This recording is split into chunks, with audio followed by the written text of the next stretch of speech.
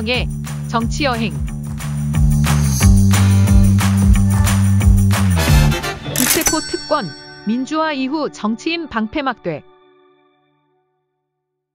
지난달 27일 국회 본회의 표결에 붙여진 이재명 더불어민주당 대표의 체포동의안이 부결됐습니다. 이로써 이 대표는 판사 앞에 서지 않게 됐습니다.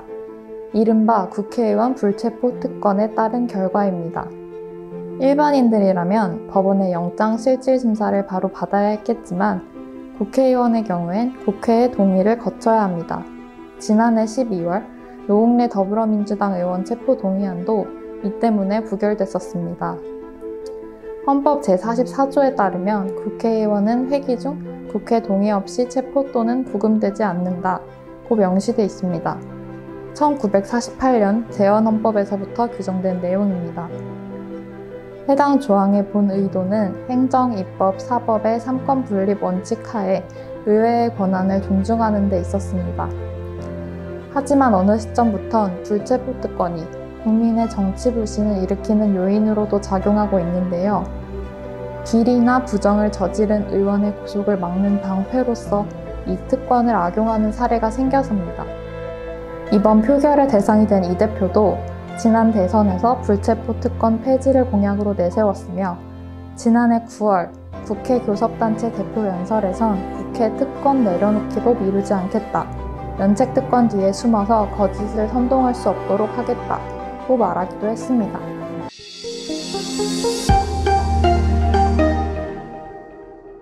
불체포 특권 폐지는 민주화 이후부터 계속 이야기되어 왔습니다. 1998년 한나라당 소속의 이신행 의원이 기아 비자금 사건으로 구속됐을 때 한나라당은 이를 막기 위해서 임시국회를 4차례나 소집합니다. 이때 방탄국회라는 단어가 등장했고요. 1999년엔 한나라당이 불법 대선 자금 모금 사건에 연루된 서상목 의원의 체포동의안을 처리하지 않기 위해 임시국회를 5번 소집합니다. 2003년 비리 의혹에 휩싸였던 여야 의원 7명의 체포동의안이 전원 부결되는 일도 있었습니다. 불이한 권력 행사를 막기 위해서가 아니라 같은 당 의원을 비리로부터 보호하기 위해서 불체포 특권이 정략적으로 악용된 겁니다. 언론은 그때마다 국민들의 정치 환멸감을 가중했다는 진단을 내놨습니다.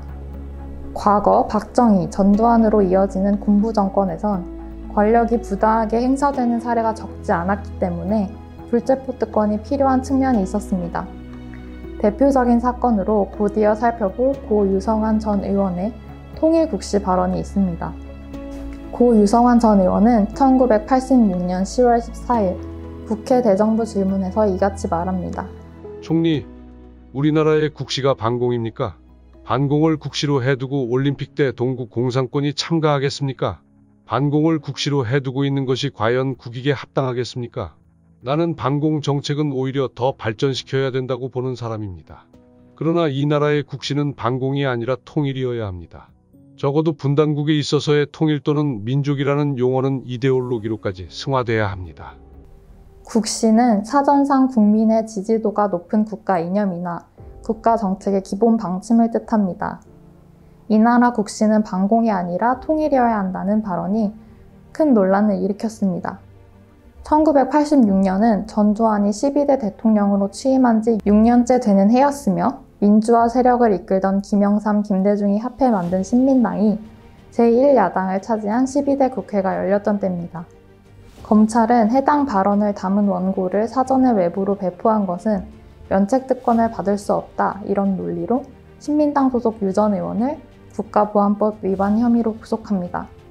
국시를 통일로 해야 한다 이렇게 말했다는 이유만으로 검찰이 구속을 요청할 정도로 엄혹한 시기였습니다. 당시 국회 본회의에 재적 의원 275명 중 민정당 소속 의원 146명과 무소속 의원 1명 이렇게 총 147명의 의원이 참석한 가운데 신민당 유성환 의원의 체포동의안이 가결됩니다. 국회는 경호권을 발동해 경찰력으로 신민당 등 야당 의원 접근을 차단하기도 했습니다. 유 전 의원은 9개월간 감옥살이를 합니다. 민주화 이후인 1992년이 돼서야 면책특권 취지가 인정돼 공소기각이 확정됩니다. 독재 정권, 군부 정권으로부터 입법부를 보호하는 역할을 했던 불체포 특권의 취지가 정치인들의 방패막이로 사용되며 무색해지는 형국입니다. 유성환 전 의원은 통일 국시 발언 이후 1987년 8월 국회 본회의장에서 이렇게 말합니다. 나는 잠시 살기 위해서 영원히 죽는 길을 결코 택하지 않을 것이며 잠시 죽더라도 영원히 사는 정치와 삶을 가질 것입니다. 그것은 한 정치인이 살아서 하는 정치는 물론 죽어서도 계속된다는 정치일 것입니다. 특권만 이어받는 정치인이 아니라 민주화를 이룩한 선배들의 뜻을 이어받는 정치인이 많아져야 하지 않을까요?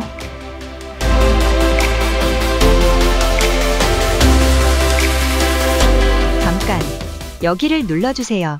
구독과 좋아요를 눌러주시는 분들에게 건강과 행운 장수를 기원합니다.